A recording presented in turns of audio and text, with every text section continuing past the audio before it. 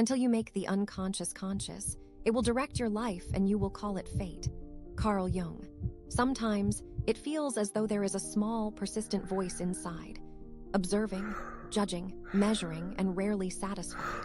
Maybe you've noticed this voice whispering criticism when you make a simple mistake, or replaying conversations late at night, pointing out everything you did wrong.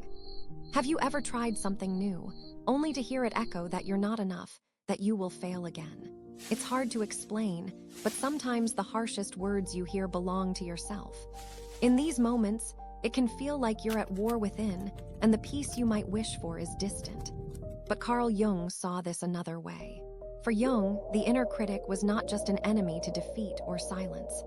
He believed that these critical voices are messengers from the parts of ourselves we don't fully see, the unconscious.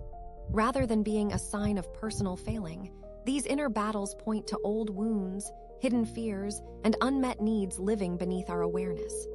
They surface as judgment or self-doubt, not to punish, but to invite us deeper, to notice, to listen, to understand. Jung taught that what we resist in ourselves often grows stronger. The inner critic becomes more powerful when ignored, denied, or pushed away.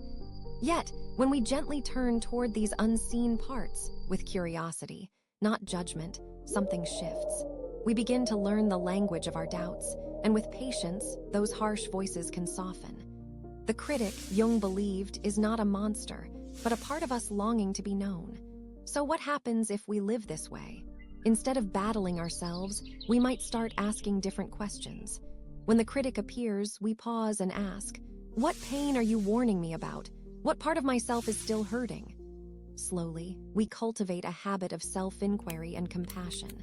Real change begins in small steps.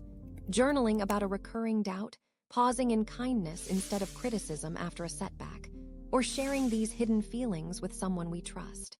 Over time, we realize that self-awareness is not the same as self-attack.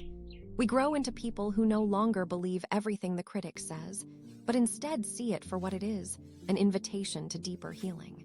If this speaks to something in you, consider subscribing. I'm building a quiet corner of the internet for people like us, people asking harder questions, healing deeper wounds, and finding their way forward. Drop a comment if you want me to explore something specific next. I'd love to hear your story. Thanks for giving this space in your day. You don't have to fix everything all at once, but you're here, and that's a beginning. Take care of yourself. I'll see you in the next one.